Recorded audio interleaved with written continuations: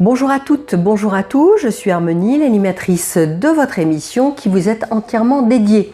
À vous parents, mais aussi assistantes, assistants maternels qui est employé par un particulier ou une personne morale de droit privé ou public. Aujourd'hui, nous allons parler de la régularisation des salaires. C'est parti. Qu'en faire une régularisation pour le contrat en année incomplète? À chaque date anniversaire du contrat sur sa période de référence, qui est une année, elle débute le premier jour travaillé, période d'essai inclus, jusqu'à la veille de la date anniversaire, ce qui nous fait bien une année calendaire. À la date anniversaire, c'est une nouvelle année qui débute, soit une nouvelle période de référence. En fin de contrat, par rupture ou démission, et lors d'avenants qui modifient le contrat de travail en année incomplète.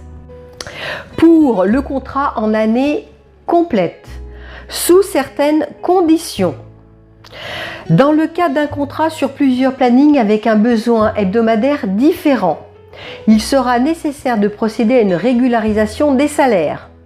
Lors de la fin du contrat avant la date anniversaire et lors d'avenants qui modifient ce contrat et toujours avant la date anniversaire. Je précise que si vous êtes en année complète, que vous n'avez qu'un planning, là il n'y a pas de régularisation puisque toutes les heures seront payées, quelle que soit la période où s'arrête le contrat. Si vous avez plusieurs plannings, mais avec un total identique, 4 plannings de 20 heures, eh bien c'est la même chose. Là, il n'y a pas lieu de mettre en place une régularisation. C'est vraiment si vous avez des plannings différents et que le contrat s'arrête en cours d'année ou qu'un avenant qui modifie le contrat a lieu en cours d'année. Je vais vous expliquer après pourquoi. Comme vous le savez, les relations contractuelles sont encadrées par différents articles, notamment le texte L3242-1 qui dit que la rémunération des salaires est mensuelle, le paiement de la rémunération est effectué une fois par mois. Il y a d'autres dispositions, mais celle qui concerne le particulier employeur est celle-ci. Vous avez également l'article R3246-1 qui dit que le fait de méconnaître les modalités de paiement du salaire prévues dans différents articles est puni de l'amende prévue pour les contraventions de la 3e classe. En clair, ça veut dire que si l'employeur ne paie pas le salaire ou ne le paie qu'en partie ou avec du retard, il commet une infraction pénale.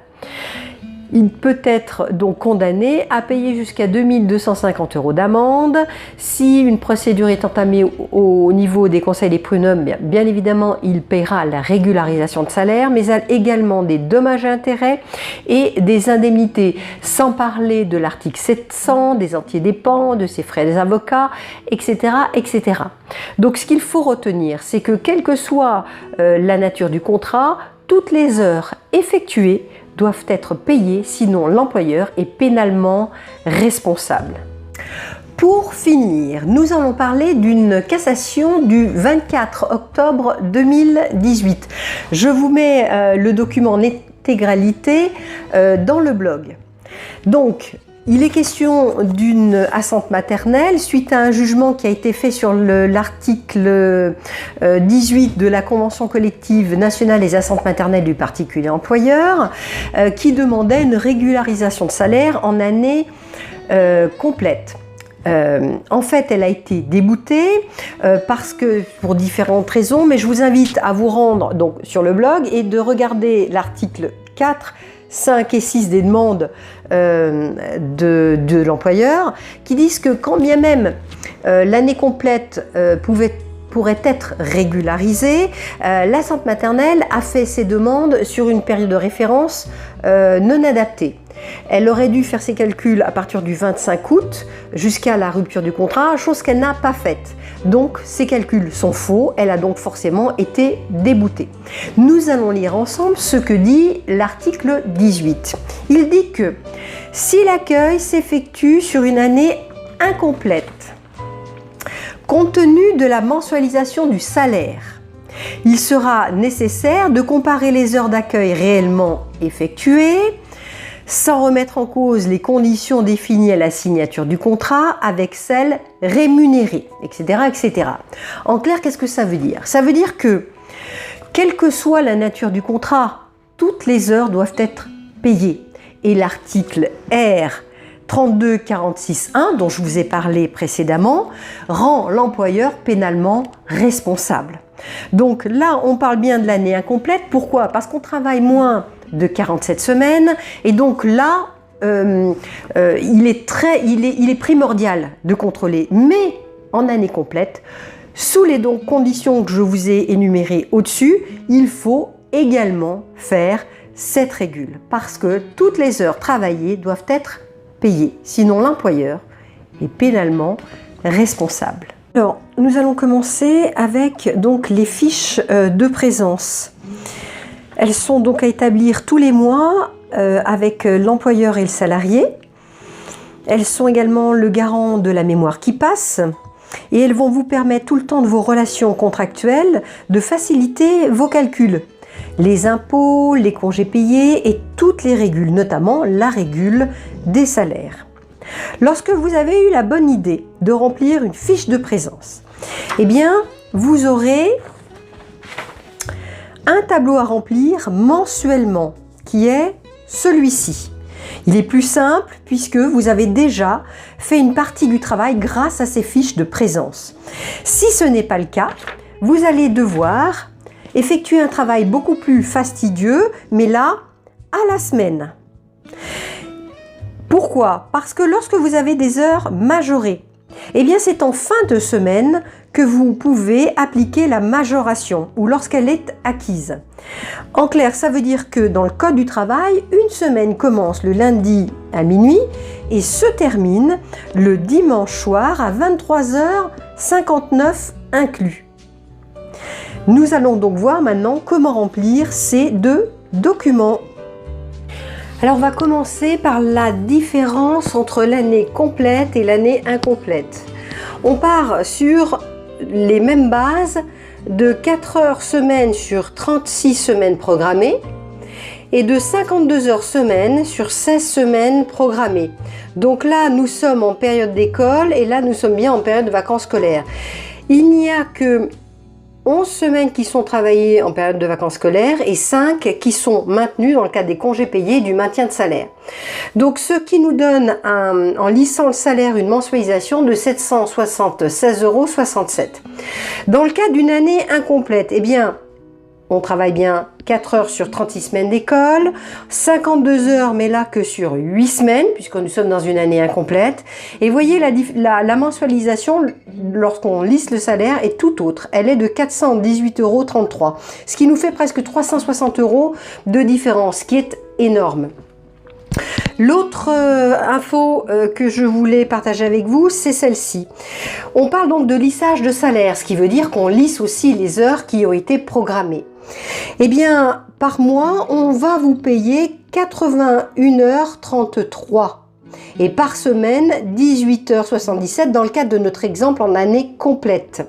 Et non pas, quand vous en faites 4, on ne va pas vous payer 4, on va vous en payer 18,77 € par semaine. Lorsque vous en faites 52, eh bien on payera toujours cette moyenne-là. C'est ce qui fait que ça peut générer des différences. Voilà.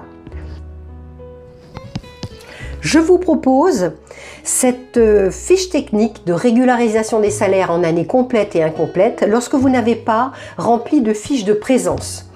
Elle est donc présentée à la semaine, sur 52 semaines, puisque la période de référence est sur une année, et elle commence au premier jour travaillé, au contrat de travail, adaptation et période d'essai inclus.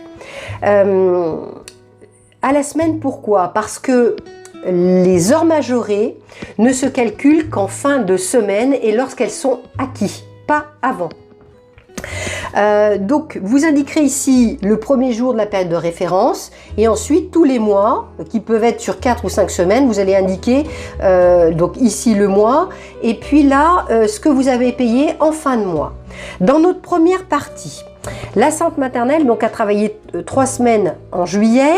Elle a bien travaillé ce qui était prévu, on l'a vu juste avant, 52 heures par semaine et nous sommes en période de vacances.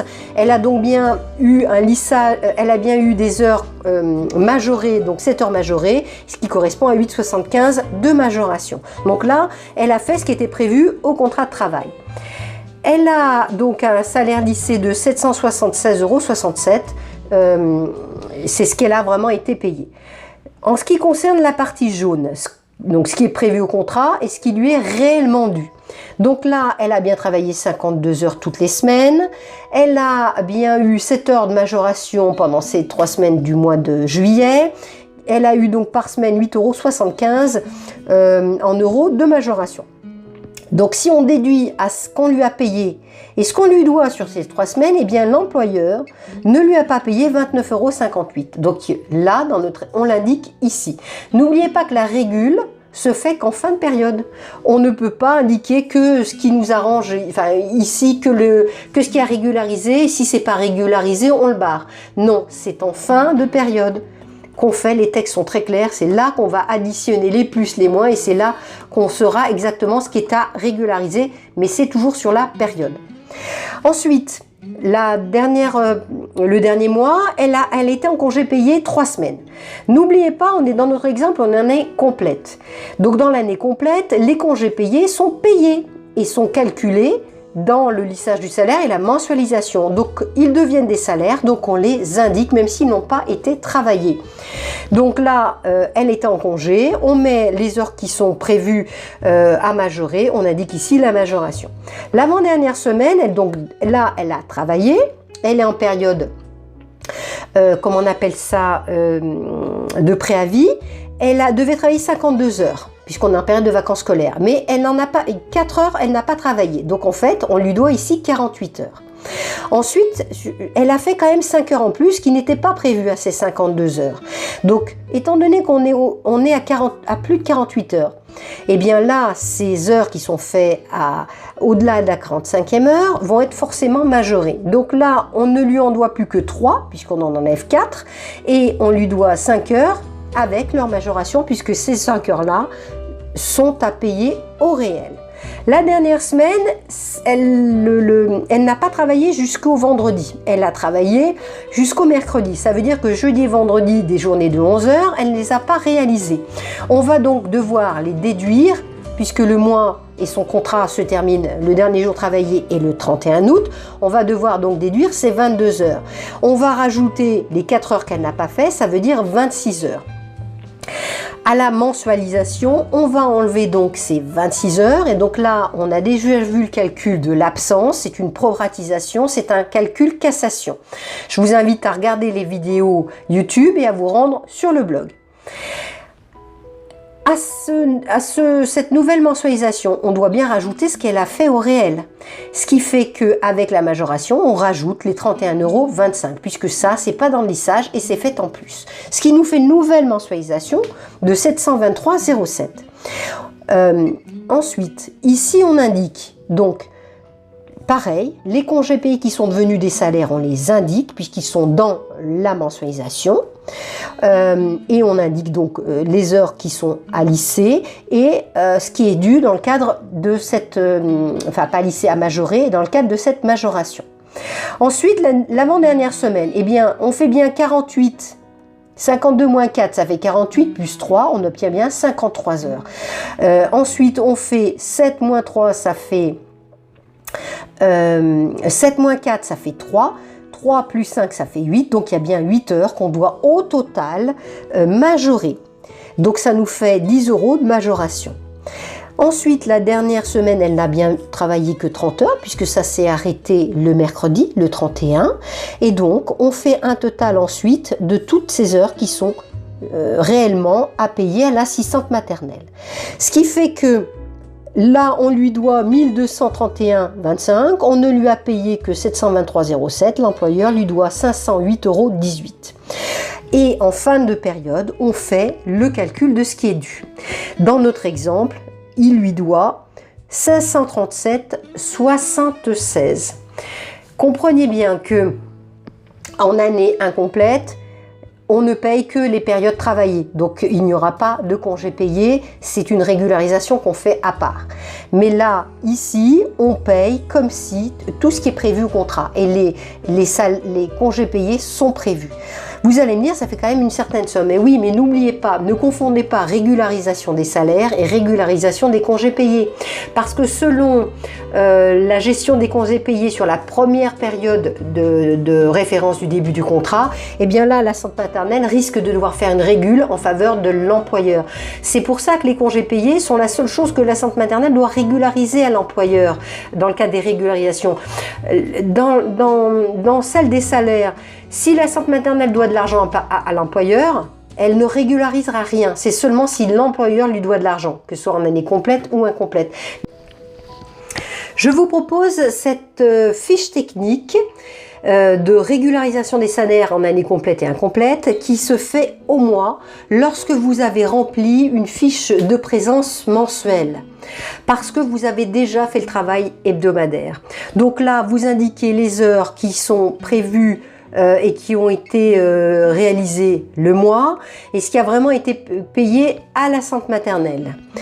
Ici, vous indiquez, pareil, les heures qu'elle a réellement travaillées qu'on lui doit, les heures à majorer, leur majoration.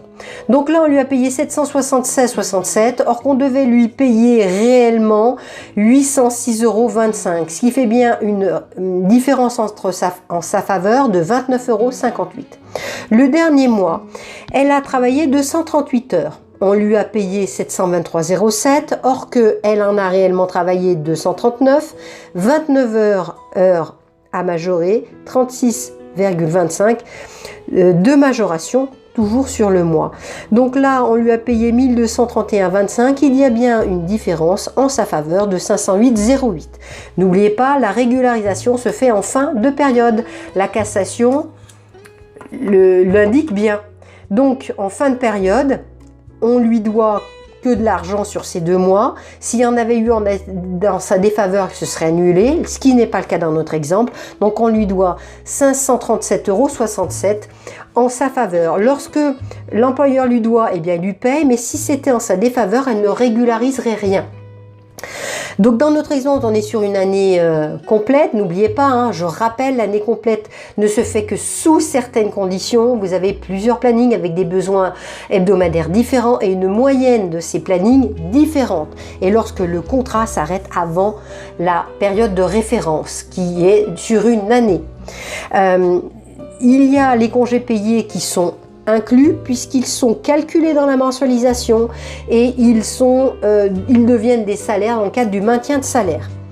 Ne confondez pas régularisation des salaires et régularisation des congés payés qui sont deux choses en plus. Si dans les salaires on paye trop de congés payés à la centre maternelle, ils seront automatiquement régularisés dans la régularisation des congés payés. Mais ça, c'est un autre sujet. Ce tournage est maintenant terminé. Merci de votre attention, merci de vos encouragements. Si la vidéo vous a plu, je vous invite à cliquer sur le petit pouce juste en dessous. Abonnez-vous, ça reste entièrement gratuit. Vous retrouverez l'article correspondant à cette vidéo sur le blog. Je vous indique d'ailleurs autour de la vidéo son adresse. Vous pourrez télécharger gratuitement les fiches techniques qui correspondent à celle-ci. Je vous mets également toujours autour de la vidéo l'adresse de la boîte mail où vous pourrez communiquer avec moi directement. Je vous souhaite une bonne journée, à bientôt, merci, au revoir.